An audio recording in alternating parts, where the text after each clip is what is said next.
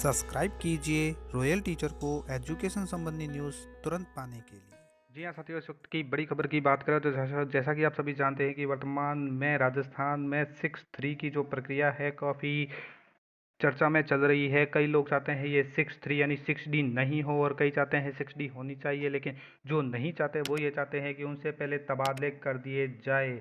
इसके संबंध में अभी हाल ही में वर्तमान में बड़ी न्यूज़ सामने आ रही है। शिक्षा मंत्री जी की ओर से 6-3 की जो प्रक्रिया के लिए आदेश जारी किया जा चुका है माध्यमिक शिक्षा निदेशक राजस्थान बीकानेर की ओर से। तो शिक्षा मंत्री जी का कहना है कि या यूं कहें कि शिक्षा मंत्री जी ने इसमें आश्वासन दिया है कि अभी 6-3 की प्रक्रिया को रोक लगाने के लिए शिक्षा सचिव को नोटिस देंगे। यह कहा है, ये ऐसा शिक्षा सचिव को इसके ऊपर रोक लगाने के लिए भी बोला जाएगा। प्राथमिक एवं माध्यमिक शिक्षक संघ एवं बाकी सभी शिक्षक संगठनों ने जो ज्ञापन दिया है माननीय शिक्षा मंत्री राजस्थान सरकार जयपुर को, तो उन्होंने यही बात बताई है कि पंचायती राज प्रारंभिक शिक्षा से माध्यमिक शिक्षा में स्वेच्छा से जो सेटअप परिवर्तन करवा रहे हैं उसके संबंध में नाराजगी है, शिक्षकों में भारी रोष है। तो उन्होंने बताया है कि उच्च माध्यमिक स्कूलों में 100% रिक्त पद पंचायत समिति के प्राथमिक उच्च प्राथमिक स्कूलों के अध्यापकों के स्थानांतरण से भरने का प्रावधान रखा गया है। लेकिन हाल ही में माध्यमिक शिक्षा निदेशक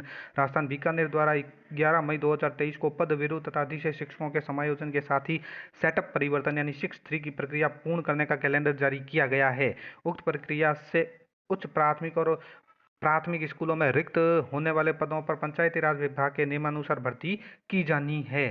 इस आदेश के बारे में दोस्तों आप सभी जानते हैं, आप सभी तक पहुंच चुका है। इसके बारे ऊपर मैंने कई वीडियो भी बनाए हैं सेटअप परिवर्तन के लिए कि 6-3 की प्रक्रिया के संबंध में जो ऑर्डर जारी हुआ है उसके लिए सभी स्कूलों में कक्षा 1 से 8 का पाठ्यक्रम, कक्षा शिक्षण, स्कूल समय मूल्यांकन पद्धति समान है। यहाँ पे 6-3 प्रक्रिया पर रोक लगाने का जो उन्होंने कारण बताया है कि क्यों लगनी चाहिए 6-3 पर या सेटअप परिवर्तन पर, तो उन्होंने कहा सभी स्कूलों में पाठ्यक्रम, कक्षा शिक्षण, स्कूल समय मूल्यांकन पद्धति एक समान है। अध्यापकों को दूसरे स्कूल में माध्यमिक शिक्षा में वे ही कक्षा वे ही विषय पढ़ाने के लिए जबरन भेजा जाता है जो प्राथमिक शिक्षा में वे पढ़ा रहे हैं, अर्थात जो पहले से पढ़ा रहे हैं प्राथमिक कक्षाओं में वही विषय वही कक्षाओं को पढ़ाने के लिए उनको प्राथमिक से माध्यमिक में भेजा जाता है और बिना किसी अनुमति के अध्यापकों को बिना किसी कारण दूसरे स्कूलों में भेजकर उनके स्थान पर नव नियुक्तियां करना समीचीन नहीं है। यह बिना वजह हर वर्ष खो खो का खेल किया जाता है। एक लोक जन कल्याणकारी सरकार द्वारा सुधार की उम्मीद थी, लेकिन संगठनों ने चर्चा किए बिना बनाए गए नए सेवा नियम 2021 में भी एक खो खो का प्रावधान यथावत रख दिया गया।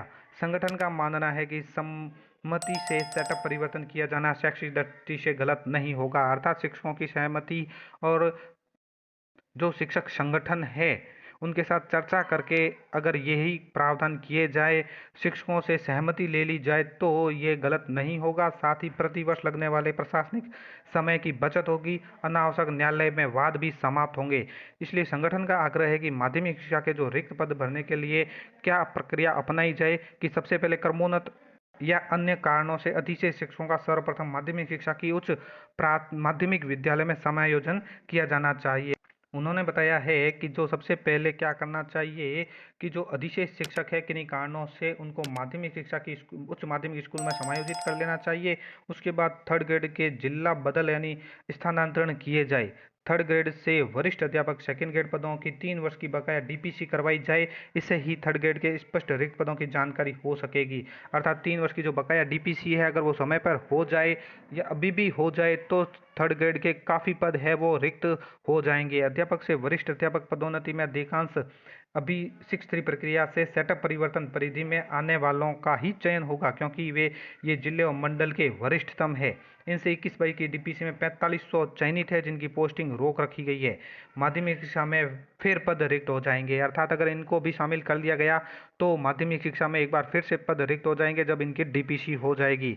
साथ ही बिंदु संख्या 1, 2 और 3 पूर्ण होने पर, जो बिंदु संख्या अभी बताई गई है 1, 2, 3 पूर्ण होने पर माध्यमिक शिक्षा के रिक्त पदों पर पंचायती राज यानी प्रारंभिक शिक्षा के अध्यापकों की सहमति ली जाए।